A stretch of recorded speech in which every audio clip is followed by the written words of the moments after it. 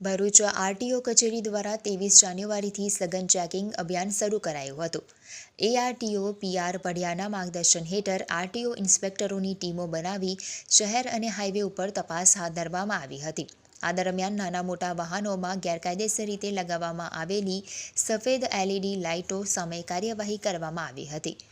ARTO PR પડિયાળે જણાવ્યું હતું કે વાહન ચાલકોએ કંપની દ્વારા માન્ય હેડલાઇટ સિવાયની એલઈડી લાઇટોનો ઉપયોગ ટાળવો જોઈએ, કારણ કે આવી લાઇટો માર્ગ અકસ્માતનું કારણ બની શકે છે। તેમણે લોકોને ગેરકાયદેસર એલઈડી લાઇટો દૂર કરવા અપીલ કરી હતી। આરટીઓ તંત્રએ ચેતવણી આપી છે કે આગામી દિવસોમાં મુખ્ય માર્ગો, નેશનલ હાઈવે અને શહેરના આંતરિક રસ્તાઓ પર રાત્રિ ચેકિંગ વધુ સઘન બનાવાશે। જો વાહન ચાલકો સ્વયં આવી લાઇટો દૂર નહીં કરે તો કડક કાનૂની કાર્યવાહી હાથ ધરવામાં આવશે। રોડ સેફ્ટી એ દરેકના જીવનને સ્પર્શે એવું એક અગત્યનું વસ્તુ છે, જે અંતર્ગત વાહનની અંદર જે એલઈડી લાઇટ ફિટ કરવામાં આવે છે અને આપણે દર વર્ષે જે રોડ સેફ્ટી માસની ઉજવણી કરીએ છીએ એની અંદર પણ દરેક વાહન ચાલકોને આપણે સમજ આપતા હોઈએ છીએ કે વાહનની અંદર જે એક્સ્ટ્રા એલઈડી લાઇટ ફિટ કરવામાં આવે છે એ ન કરાવવી જોઈએ, જેને કારણે વાહન ચાલકો અને સામેથી જે બી વાહન ચાલકો આવે છે એમને પણ વાહન ચલાવવામાં બહુ દિક્કત યાની કે તકલીફ આવતી આવે છે।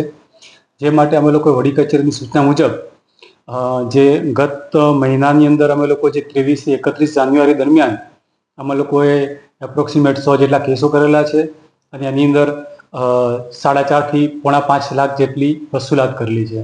અને જો મારી દરેક મોટી પબ્લિકને વિનંતી છે કે તમે લોકો એલઈડી લાઇટ કે હાઈ વોલ્ટના લાઇટ ન લગાવો, જે કંપની માન્ય હોય એ જ બલ્બનો યુઝ કરો, જેથી રોડ એક્સિડન્ટનો ઘટાડો આવે।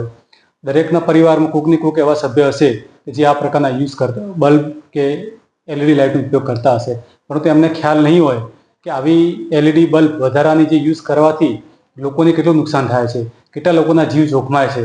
જો આ બાબતે પબ્લિકની અંદર જ અવેરનેસ આવે એવું ઈચ્છનીય છે અને આરટીઓ ભરૂચ હંમેશા પબ્લિક અવેરનેસ માટે હંમેશા આગળ આવશે અને લોકોને સમજાવવાનો પણ પ્રયત્ન કરશે, અને જો ન સમજે તો પછી દંડીય કાર્યવાહી પણ કરવામાં આવશે।